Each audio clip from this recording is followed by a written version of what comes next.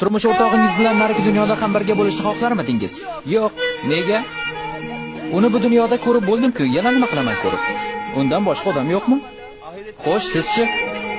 Yo'q, xohlamasdim. Nima uchun? Shunchaki turmush o'rtog'ingiz bilan narigi dunyoda ham birga bo'lishni xohlarmidingiz? Yo'q. Turmush o'rtog'ingiz bilan narigi dunyoda ham birga bo'lishni xohlarmidingiz? Yo'q, xohlamasdim. Nima uchun, opa? Chunki bilmadim. Ko'p azob bergan u menga. Azob berganmi? Turmush o'rtog'ingiz bilan narigi dunyoda ham birga bo'lishni xohlarmidingiz? Xohlardim. Yo'q, hech qachon. Nima uchun? Chunki turmush o'rtog'im juda ham yaxshi inson. Albatta. Nega ular yo'q deyapti? Bu ularning tanlovi. U dunyoda turmush o'rtog'ingiz bilan yana birga bo'lishni xohlarmidingiz? Senga nima qiziq bor, men nima qilaman? U dunyoda turmush o'rtog'ingiz bilan yana birga bo'lishni xohlaysizmi? Ha, xohlayman.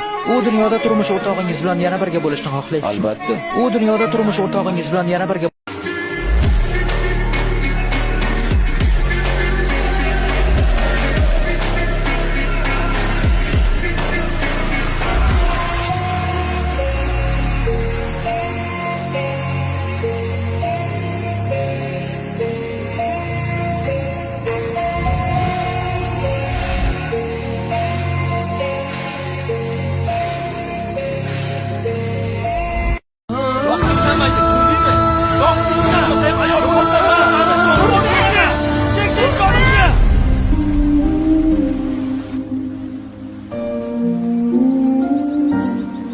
Agar shunaqa yashaydigan bo'lsak,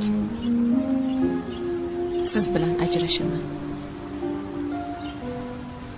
Men ajrashmayman sen bilan.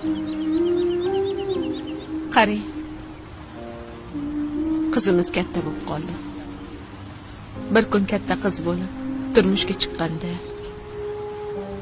oldingizga kelib, "Dada, meni erim har kuni kelib uradi" desa, nima deb javob bergan bo'lardingiz?